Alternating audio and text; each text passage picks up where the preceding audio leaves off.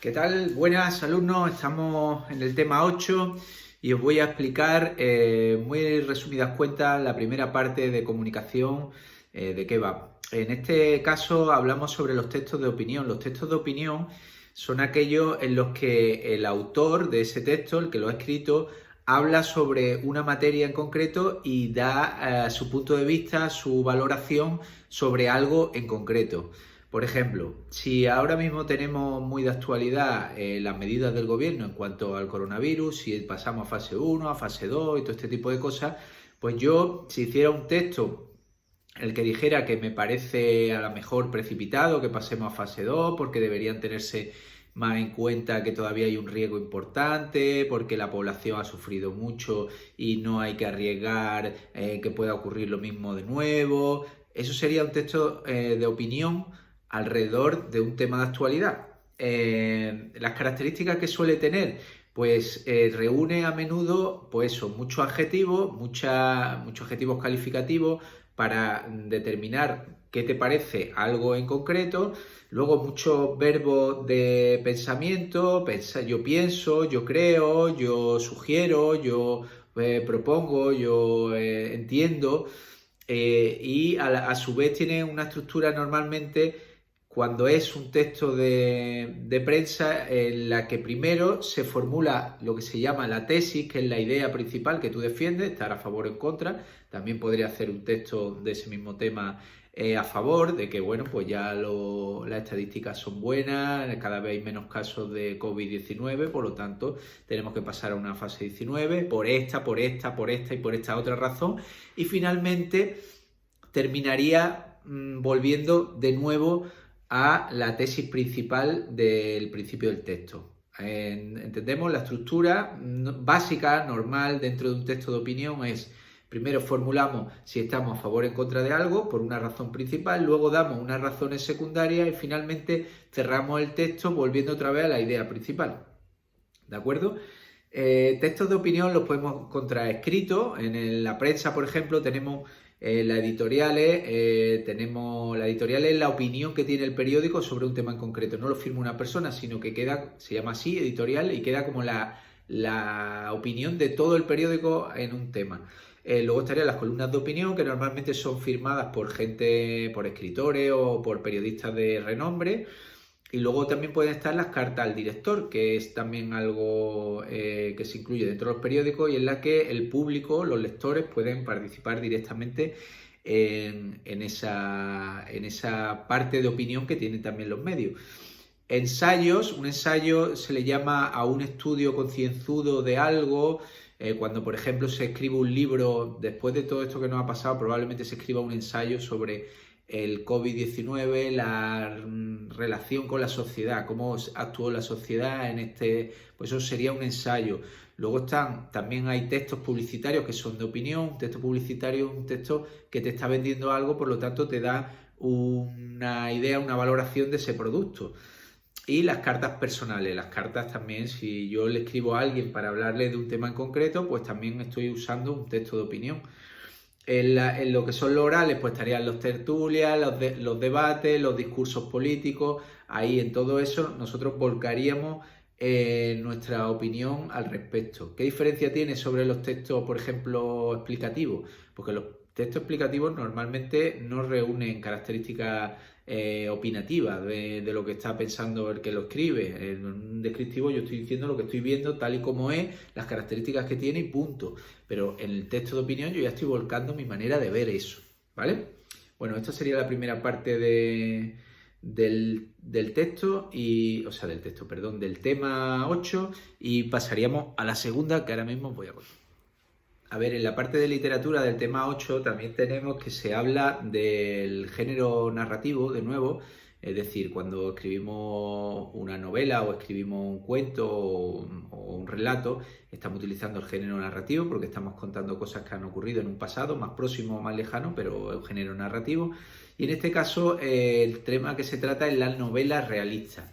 ¿Qué es eso de la novela realista? Pues la novela realista es aquella que cuenta sin ambaje, es decir, sin andarse por las ramas ni transfigurando mucho la realidad que nos rodea, cómo viven unos personajes. Es decir, si yo ahora mismo escribiera una novela sobre el tráfico de droga en La Palmilla, tendría que hacer algo no muy fantástico si quisiera ser una novela realista. Contaría exactamente cómo son esos personajes, dónde viven, cómo se mueven en su cercanía, cómo trabajan ese tema, cómo... Eso sería una novela realista, contar lo hecho sin paños calientes, es decir, sin obviar la crudeza de esas situaciones, escribirla y ponerla tal cual ocurre en la realidad. Por eso se llama novela realista. Este invento de la novela realista, porque en un principio cuando se escribía género narrativo se tendía a ser un poco fantasioso. Acordaros de los relatos homéricos, contaba la guerra de Troya en la que había semidioses con humanos y todo esto. Esto se fue produciendo a medida que la literatura fue evolucionando en el tiempo, y en la literatura española, por ejemplo, tenemos las primeras manifestaciones de novelas realistas en lo que es la novela de picaresca. La novela picaresca es una novela que, en vez de contar la vida de la clase social alta, de los caballeros, de los príncipes o de los reyes, como había ocurrido hasta entonces, lo que hace es poner el foco en gente común, en gente de a pie, de la calle, bueno, pues mendigos o gente o prostituta o este tipo de cosas. Entonces la novela realista muestra esos submundos, esos inframundos, esos mundos difíciles, ¿no? de este mal vivir.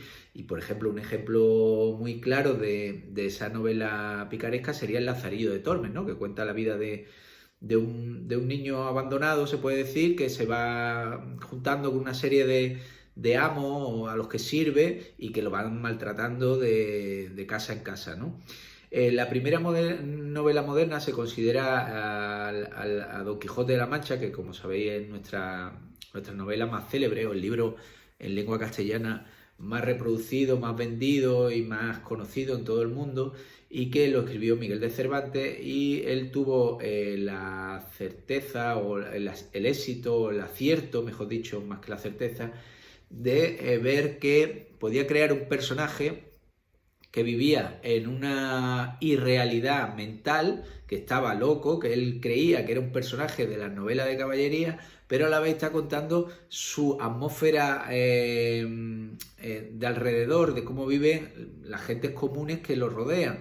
Entonces eso ya supuso un salto en la manera de contar la historia. Hay un narrador que se está metiendo en la psicología del personaje, por lo pronto, que eso ya era como muy avanzado para el siglo XVII, y de alguna manera nos está sirviendo una cosa mucho más compleja, una narración mucho más compleja, porque está incluyendo eso, manera de pensar. A su vez el narrador a veces se posiciona en momentos determinados, esconde hechos al lector. Está jugando ya el escritor, está creando un personaje que sería un personaje entre comillas, que sería el narrador, el que cuenta la historia, que a su vez sabe cosas pero esconde cosas al lector. Eso nunca se había hecho antes, y fue Cervantes el que tuvo la brillante idea de decir, bueno, a la vez que yo estoy utilizando una segunda persona para que cuente esta historia, esa segunda persona se puede guardar información, luego la puede sacar, la puede administrar, puede decir que no ha contado todo. Eso no había ocurrido antes. Antes se contaba una historia directamente y era casi el escritor y el narrador eran casi la misma persona, ¿no? En este caso él juega mucho a esa doble figura, y eso lo convierte en la primera novela moderna. Luego la novela realista, o sea, se considera también novela realista en cierto modo lo de Don Quijote, porque él vive en una fantasía que es la de que se cree un caballero andante, ¿no? Pero realmente lo que ocurre a su alrededor ya no tiene nada que ver con eso. Ya la sociedad ha cambiado en el siglo XVII, ya no es la de los caballeros que iban por ahí buscando justicia y buscando honra, con gestas, ¿no? Conquistando territorio y tal. Entonces es realista en la medida en la que pone a un personaje chocando con la situación que se vive en su tiempo. Y luego tenemos la novela realista de los siglos XIX y XX, que esta ya es una novela que lo que nos trata es de transmitir la crudeza, la miseria, las condiciones de vida infrahumanas, la explotación de muchos seres humanos, y que tuvo mucho éxito en el siglo XIX, donde aparecen ya a final del siglo XIX, aparecen los movimientos sociales, ¿no? Esta novela lo que trata es de reflejar la injusticia que se está cometiendo con muchas partes de la sociedad, ¿no? Trabajando mucho, ganando poco, sin nada para llevarse la boca y todo este tipo de cosas. Ejemplo, Fortunata y Jacinta de Benito Pérez Galdós, que es uno de nuestros grandes escritores realistas. Cuenta la historia de Fortunata y Jacinta y de cómo pues estaban rodeadas de un ambiente bastante sórdido. Y La Colmena, pues es lo mismo, pero ya introduciéndonos el ambiente posterior a la guerra civil, el ambiente de represión ideológica, política y social que había después de la guerra civil con el franquismo, y cómo los seres humanos de ese tiempo pues tenían que andar muy callados, a la vez guardaban muchos secretos, no podían hablar todas las cosas que sabían. Esa es un poco la novela realista de este siglo. Luego tenemos que el género narrativo también tiene otras vertientes, como el género policial, en el que se cuenta la historia pues normalmente son de unos detectives o de unos policías que tienen que solucionar algún tipo de tuerto, de caso por resolver. Y en la novela negra, que sería como una derivante de esa novela policial, en la que ya se incluyen también cierta crítica social, ¿no? Son a lo mejor los seres que intervienen en esa historia también están viviendo unas situaciones sociales, depresión, o quiere el autor de alguna manera quiere denunciar pues hechos que tienen que ver con la sociedad de su tiempo.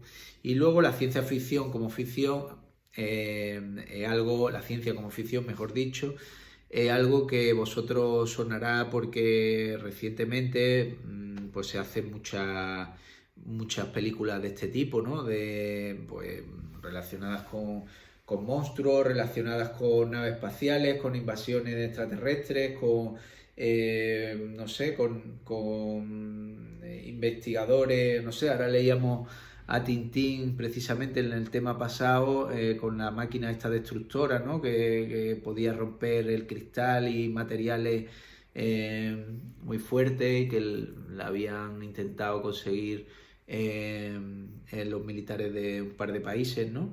Y tal, pues eso llevado al cine o llevado a la novela, pues una novela de ciencia ficción, Frankenstein, Un mundo feliz, 20.000 leguas de viaje submarino. Por ejemplo, Julio Verne fue uno de los grandes escritores de ciencia ficción. Dicho esto, la parte de literatura la tenemos más o menos salvada. Ahora os seguiré contando la de gramática. A ver, buenas. En la parte de gramática del tema 8 vamos a ver el complemento de régimen. Recordad que hasta ahora estamos viendo diferentes complementos del verbo, es decir, complementos que aparecen en el predicado y que pues han pasado desde el complemento directo, el complemento indirecto, el atributo, recordad, ser, estar o parecer, el predicativo. Hemos visto en los complementos circunstanciales, hemos visto hasta 5 complementos que pueden encontrarse en el predicado junto al verbo. Repito, complemento directo se puede sustituir por lo, las. Complemento indirecto se podía sustituir por le, les. Complemento circunstancial de tiempo, de lugar, de cantidad, estaba indicando eso. Y luego teníamos el atributo, que es el que normalmente iba con los verbos copulativos, que dijimos que era ser, estar o parecer, que nos daba un adjetivo que estaba normalmente definiendo a la situación, a cómo estaba el sujeto, y el predicativo, que era un complemento que trabajaba de la misma manera que el atributo, pero con otros verbos que no eran ser, estar o parecer. Pues bien, el complemento de régimen es un verbo que siempre lo vamos a encontrar con una preposición delante. Es decir, cuando nosotros utilicemos, por ejemplo, en la oración Miguel aspira a ganar el partido, aspira a ganar siempre va a ir precedido por una preposición a. Confía en Miguel, confía en Manuel. Marta influyó en Daniela. Antoñín ayudó a Rodrigo. Ese tipo de construcciones en el predicado en el que el verbo va después precedido de una preposición a, en o de, que son las habituales con las que nos encontramos el complemento de régimen, ese tipo de complemento lo que hace es darle un sentido todavía más pleno al verbo.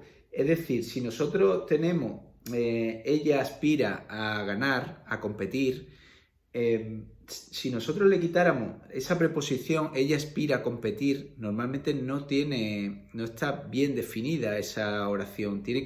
Es necesario esa preposición para que tenga más sentido ese verbo.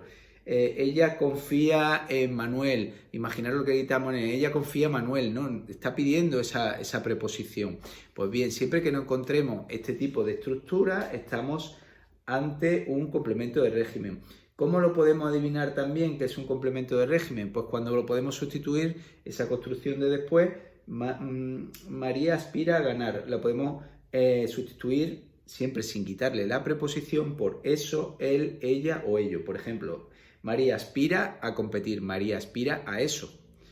Miguel confía en Antonio, Miguel confía en él. Es sustituible por el pronombre. María influyó en Rocío, María influyó en ella. Siempre que podamos sustituir lo que viene después por eso, él, ella o ello, estamos ante un complemento de régimen, ¿vale? Y ahora os explicaré el siguiente complemento. El otro complemento que vamos a ver en este tema 8 es el complemento agente. Como veis, pasamos del de régimen, que hemos dicho que siempre viene introducido por una preposición, a, de o en, y que le da sentido pleno a ese verbo, a un complemento que se produce en una serie de oraciones que son diferentes, son las oraciones pasivas. ¿Qué es una oración pasiva? Pues una oración pasiva es una que tiene una estructura bastante peculiar, que viene determinada por un sujeto paciente y por un verbo en forma pasiva y luego por un complemento agente. Por ejemplo, los boquerones fueron comprados por Luis. ¿Por qué se dice... ¿cuál sería aquí el sujeto? El sujeto sería los boquerones, ¿no? Son los que reciben la acción de ser comprados. Pero se dice que es un sujeto paciente, como su propio nombre indica, porque él está esperando que se realice esa acción. Los boquerones no están llevando la iniciativa, sino que ellos son comprados por alguien. Entonces, los boquerones sería el sujeto paciente, fueron comprados, es un verbo en forma pasiva, y por Luis sería el complemento agente, lo que vamos a ver en concreto, este tipo de complemento. ¿Cuándo sabemos que es un complemento agente? Pues cuando primero tenemos un sujeto, como he dicho, paciente, un verbo en forma pasiva, y luego tenemos esta construcción que está precedida de por, y luego normalmente hay un sustantivo, un pronombre o una persona que realiza la acción, que es el sujeto, el complemento agente. ¿Cómo podríamos saber que se trata de un complemento agente? Pues muy fácil, cogemos y convertimos esa oración pasiva en activa. Luis compró boquerones. Boquerones sería un complemento directo. Luis los compró. Pues si yo quiero convertir esta oración en una oración pasiva y convertir a Luis en un complemento agente, es tan fácil como decir los boquerones fueron comprados por Luis, ¿vale? Es un complemento que es el complemento agente, un complemento que suele darse en las oraciones pasivas y es normalmente el complemento que va después del verbo y que es el que realiza la acción en una oración activa. En este caso no va como sujeto, no es el sujeto, es un complemento y el sujeto es paciente, ¿de acuerdo? Con esto habríamos visto el complemento agente y el complemento de régimen del tema 8. Para terminar el tema 8 tenemos en la página 177, porque la de la 176 creo que simplemente con con leerla os puede quedar claro el concepto de yeísmo. En la página 177 tenemos los tipos de palabras según su forma. En este caso tratan las palabras compuestas. Las palabras compuestas son aquellas que tienen dos términos raíz. Dos palabras sobre las que luego se pueden derivar a otras. Por ejemplo, si yo digo rompetechos, o si yo digo,